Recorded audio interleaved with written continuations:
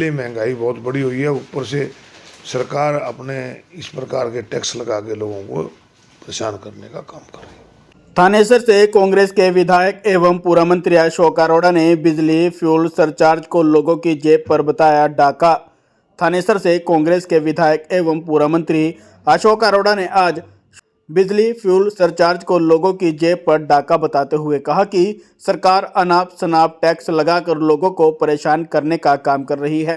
उन्होंने कहा कि सबसे पहले भाजपा ने कलेक्टर रेट बढ़ाए, अब बिजली में एफएसए के नाम से 47 पैसे प्रति यूनिट उपभोक्ता के नाम पर बोझ डाल दिया है।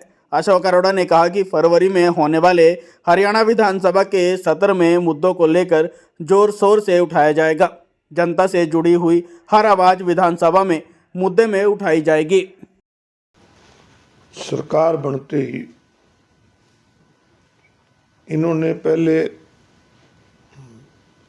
कलेक्टर रेट बढ़ाए 20% से ऊपर, उसके बाद ईडीसी बढ़ाई और अब एफएसए के नाम से 47 पैसे प्रति यूनिट उपभोक्ता पे और डाल दिया।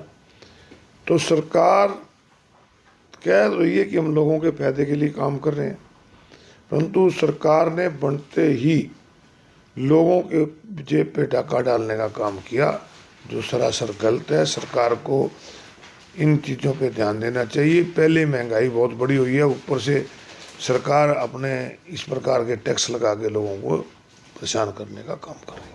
तो उसको विधानसभा का जो सत्र आएगा फरवरी में, उसमें रखेंगे इस सत्र में। इसके अलावा और भी बहुत चीज़ें हैं जो हम उठाने का काम करेंगे, पहले भी उठाते हैं। जनता से जुड़ी हर आवाज़ विधानसभा में आपको देखने को मिलेगी। दूसरा, अभी पहले ही लिस्ट जारी की है पटवारियों की, उसकी भ्रष्ट अधिकारियों की हरियाणा प्रदेश की। मुझे हैरानी होती है, सरकार पटवारियों की लिस्ट जारी करती है कि जिले में कौन कौन से भ्रष्ट पटवारी हैं। अगर सरकार को ये पता है कि ये भ्रष्ट पटवारी हैं, इन्हें आगे दलाल रखे हैं, तो सरकार को उनके खिलाफ तुरंत कार्रवाई करनी चाहिए, उनको बर्खास्त करना चाहिए। और सरकार जो ये दावा कर रही थी कि हमने भ्रष्टाचार को ख़त्म किया, अपने आप उनके दावे की पोल उनके द्वारा खोली जा रही है। मोहनलाल गोडोली पर मतलब इतना बड़ा आरोप, उसको लेकर कहाँ तक क्या मानते हैं? देखिए, बहुत गंभीर आरोप है। एक पार्टी के स्टेट प्रेसिडेंट के ऊपर इस प्रकार के आरोप लगे हैं, तो मेरा तो इसमें यही मानना है कि इसकी उच्च स्तरीय जांच होनी चाहिए, जो भी दोषी है उसके खिलाफ कार्रवाई। निकाय चुनाव फरवरी में हो सकते हैं, ऐसी संभावना जताई जा रही है। कांग्रेस ने क्या कुछ तैयारी की? कांग्रेस लड़ेगी सिंबल पर या कैसे? कॉरपोरेशन का चुनाव कांग्रेस ने पहले भी सिंबल पे लड़ा है और हमारे पार्टी प्रेसिडेंट ने कहा है कि हम कॉरपोरेशन का चुनाव सिंबल पे लड़ेंगे। और रही बात नगर परिषद और नगर पालिकाओं की, उसके बारे में निर्णय अभी नहीं हुआ। पार्टी के प्रधान जल्दी मीटिंग बुलाकर उसका निर्णय लेंगे। बाकी जहाँ तक तैयारी की बात है, हमारे जो उम्मीदवार इच्छुक हैं चुनाव लड़ने के, उन्होंने वार्डबंदी को लेकर और लोगों से जनसंपर्क अभियान भी शुरू किया हुआ है, और जो ऑब्जेक्शन है वो भी डीसी को दिए जा रहे हैं।